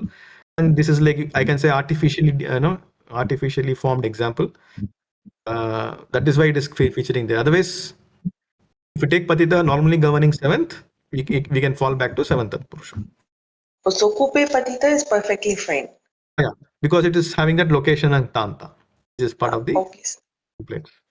I think this is the right time to see some of the templates, right? Because all of you now understood Samasa and Pratipadika. So if you go to Samasa Kandika, right? If you look at the example here, the first thing, so again, Usha, you are watching, right? Yes. One of these Samasa starts with Dvitiya Tatpurusha Samasa, right? Dvitiya Tatpurusha Samasa, the first bullet point, tells you that Dvitiya Tatpurusha Samasa, it can be formed with two words. That is, the first word is governed, or first word becomes Dvitiya Bhakti relationship with the second word. And the second word happens to be one of these words, Shrita, Atita, Patita, Gata, Atyasta, Prapta, Apana. This is a template which is very specific. It gives you a list of words. Only if these words are present, this compound can be formed.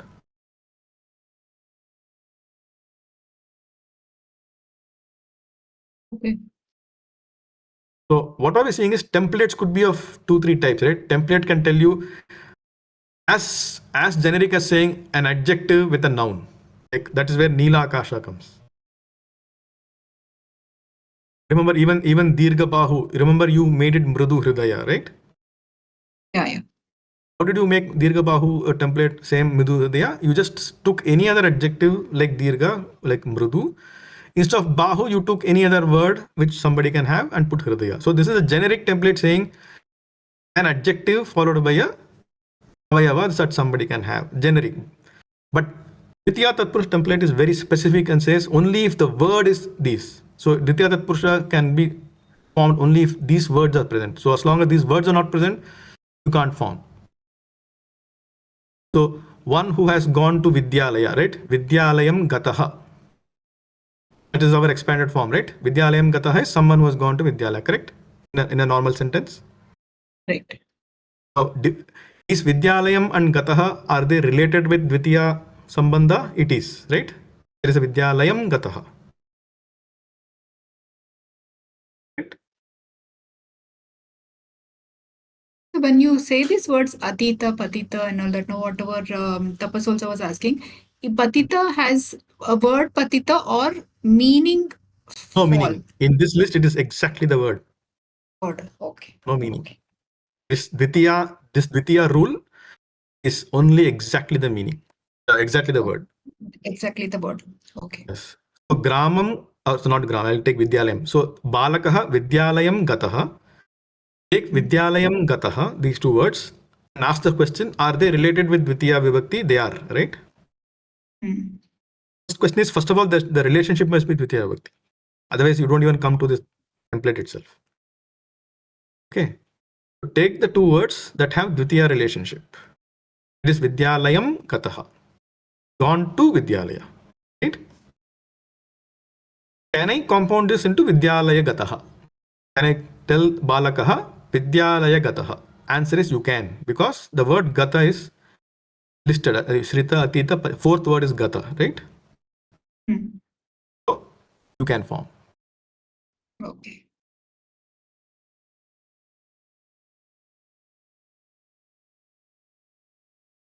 Let's take the next example, Tritiya Samasa.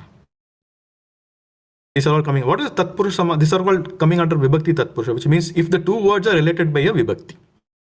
We just finished the relationship of Ditiya Vibhakti, right? So again, let's to be clear. So instead of Vidyalayam Gataha, I will say Vidyalayam, Vidyalayam, and Vidyalayam. What did you do to the Drishta. school? Huh? Saw. But saw will not have. Praptaha. Okay, let's say Vidyalayam Drishtavan. Let's say Vidyalayam Drishtavan, right? Hmm. It is saw. Can you compound these two?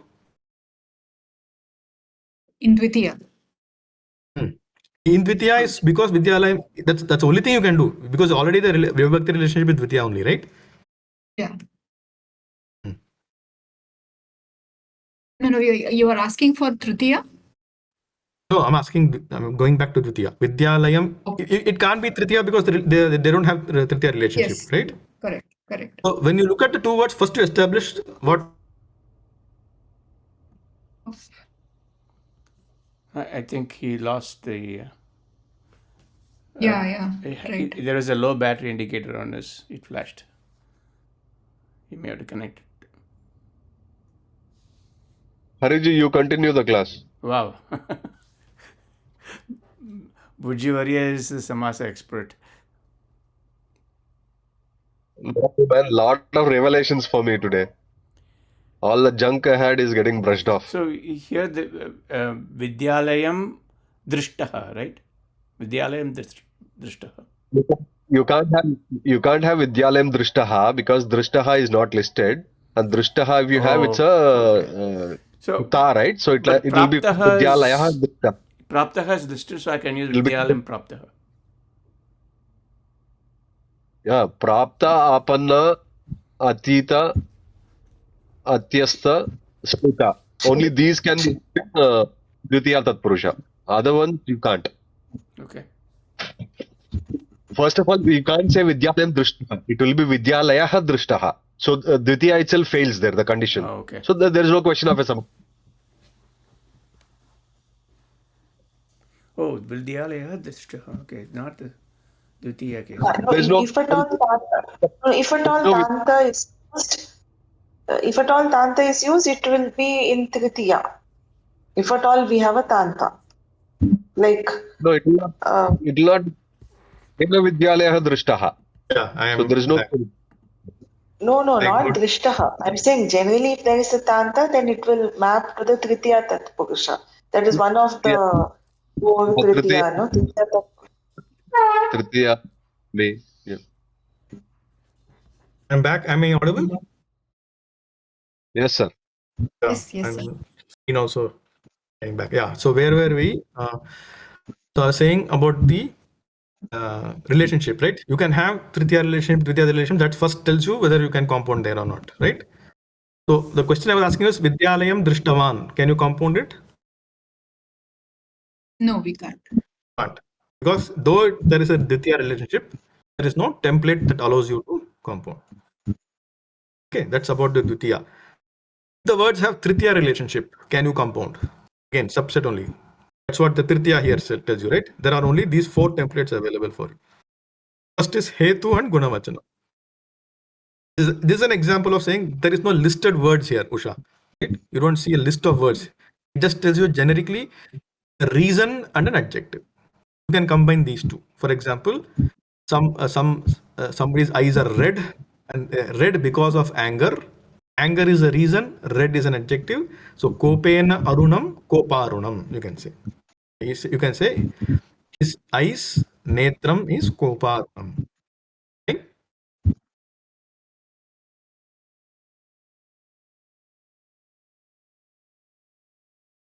Okay. Any questions in that? You see this difference between this template and the Dvitiya template. Dvitiya template had a list of predefined words only. Uttarapadam. Here it's a generic template saying as long as you have a reason and an adjective. You're able to see the difference? Yes, Mother. That's it.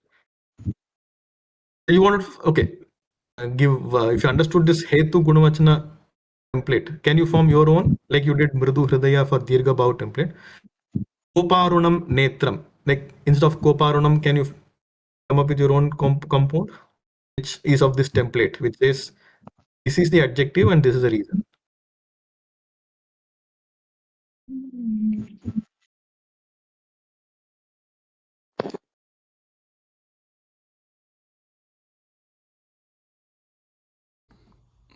Maybe you may not get Sanskrit words. You tell him in English. We can try in Sanskrit. English, I'm getting it, but that might sound a little odd.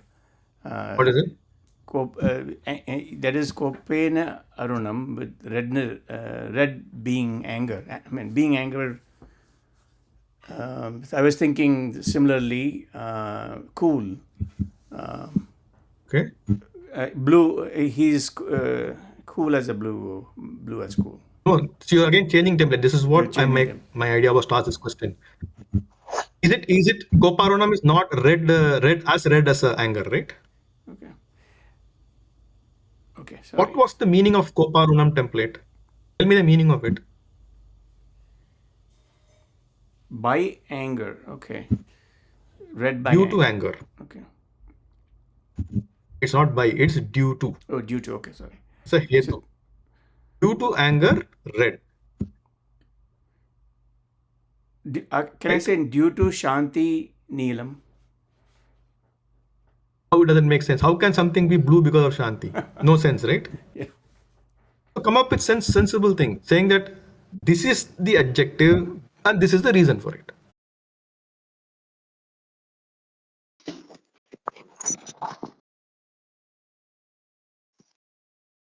Can I use the same thing, Shanti Manas? Manas is not an adjective. Not an adjective.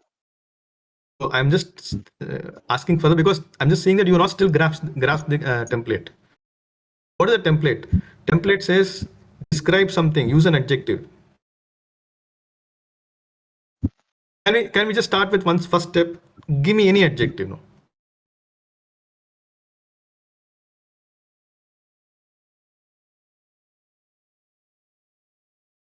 Darkness. Darkness is not adjective. No, dark is an adjective. Okay. Dark. Dark. So you're saying something is dark. Now give a reason to it. Why is it dark? Evening. Evening or night, right? Because of night. So then you get Nisha and then dark. Nisha Andakar. Nisha, what is dark? Shyama itself you can say dark. Nisha Shyama. Okay. You can form a compound. I hope this template is clear, right? This template very popularly found in a lot of verses. It is called Hetu Gunavachanena template, which is there is a reason and there is an adjective. Adjective preceded with the reason. This, if you have an adjective preceded with a reason, then it says that this will have a Tritiya relationship because Tritiya Vibhakti says Hetu has Tritiya Vibhakti, right? That's another. The Karakam is a different thing you need to know. You have to use Tritiya Vibhakti for the Hetu. This Tritiya Samasa template says that as long as the two words are related by Tritiya and the Tritiya is for the purpose of saying due to that you have this adjective, you can compound. I just gave you an example. Like this, you will encounter all your 40 templates. Every 40 of the templates will have this explanations of what it yields, what relationship they should have, and whether it's generic or is there any specific things. Is it clear, everyone? Now remaining, what is remaining now is only study of templates now, Usha. Okay. Sir, one clarification here. Clear, right? Yeah. Sir, one clarification needed. Here the Hetu generally takes Panchami also, but Panchami we can't form a Samasa, right? It has to be Vyasta Prayoga.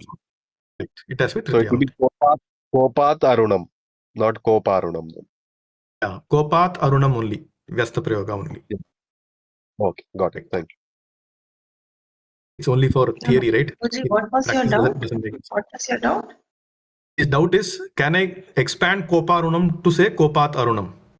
Okay, technically not, right? Kopat Arunam is not a samasa to give. It should be Kopen Arunam, but meaning wise, there's no difference, right? If somebody explains Koparunam as Kopat Arunam as an explanation, it's fine. Okay, but I can't form a samas. You can't follow. Yeah, the idea is Hetu takes both Tritiya and Panchami. However, Samasa is limited to Only with Tritiya Tritiya. only. Correct. Yeah. The same thing is the reverse of say Bhitaha. Bhitaha will always take Panchami and not Tritiya, even though both make sense. Okay. So what remains is now the templates and therefore the classification. Now, as a Tatpurusha, within Tatpurusha, we said there is Vibhakti Tatpurusha. Vibhakti Tatpurusha, Usha is about those, how are the two words related? If the two words are related by Vibhakti, like Ditya, Tritiya, Chaturthi, Panchami, Shashti, Saptami, then each one is called that samasa. Like for example, Koparunam is called Tritiya Tatpurusha Samasa. Okay. And if the relationship Chaturthi, then it's called Chaturthi Tatpurusha. If it is Panchami, then Panchami Tatpurusha. If the relationship Shashti, Shashti. That's how the names are coming. That's about the Vibhakti based Tatpurusha. Then we'll have the Karmadharya template. In Karmadharya, there's no Vibhakti relationship. The relationship is just both the words are in Prathama Vibhakti only, right? Both the words will be pointing to the same object. There's only one object, and both the words talk about the same object. In Kopa Arunam, it is like Kopa is another word, red is another word, right? Kopa says anger is the reason for red, it being red. Whereas in Neela Akasha, blue sky, both are talking about only one thing called sky. The sky is blue. Blue is an attribute. So the relationship between Neela and Akasha is called Samanadhikaran. It's the same. Both will be in same Vibhakti. They don't share a Vibhakti relationship. Is it clear, everyone? Yes, sir. Yes, sir. Okay. When I say no Vibhakti relationship, it means you can't say it is a Neelasya Akasha. It's not Akasha of the blue. It's not Akasha by the blue. It is not Akasha of the blue, by the blue, for the blue, from the blue. There's no Vibhakti relationship. It's Akasha which is blue. Okay. So if they don't share a Vibhakti relationship, and then it comes to Karmadharya Samasa. That's how they're classified. Two words sharing Vibhakti relationship will be the Vibhakti Tatpurusha Samasa, right? Tritiya Tatpurusha, Dvitiya Tatpurusha, like that. If they don't share a Vibhakti, it's both of them are actually in Samanadhikaranam, then, which means both have to take the same Vibhakti, then it's called Karmadharya. Okay, then we also saw there is Dvandva Samasa, which has like A and B Samasa, and then we have Avibhava, then we have Bahuvri. Fine, so these are, depending on the templates, the names are coming, and each has some templates. So I think it's all remains now is template study. That I think another class we can go through all the templates.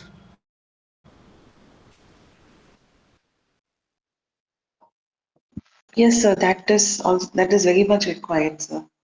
That's also required. I think this was the prelude to that. Yes. This was I thought very much required because of the errors that I see beginners making, right? It's very much required. Again, take away important point you have to take away. When you form a samasa, remember you're forming a new pratipadikam. Don't ever think this pratipadikam can have the same properties. In some cases, it can have, depending on the template, but take that conscious decision. Take a conscious decision of what is the property of this pratipadika. Is it an adjective? Is it a noun? What is it, lingam? What table to look at? Everything is new. You coined a new word. Remember, when you're forming a samasa, you coined a new word. You have to establish those properties before you look at the table. This is very important.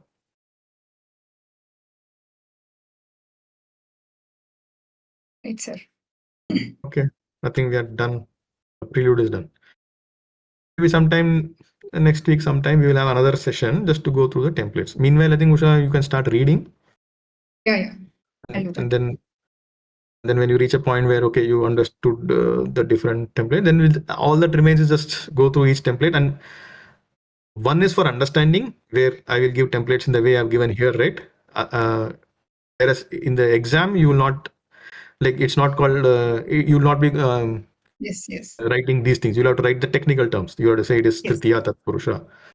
Yes. Like that. That's a different thing. That I think you can read that book and figure out. But Essentially, this is all it is about. Samasa is about. Okay. Okay. Vayam sadhyamah. All of you, fine? Okay, sir. Done? Yes, sir. Yes, sir. It's on a Thank you so working much. day for most of people. Yeah. Okay. Thank you all. Thank you Thank so you, much for sir. your time. We'll give some time, and then maybe in a week or two we will gather again for the templates part. Yes. Thank you, sir. Okay. Thank Thank you, you, sir. sir. Thank you all. Thank you. Okay. Dhanyawad.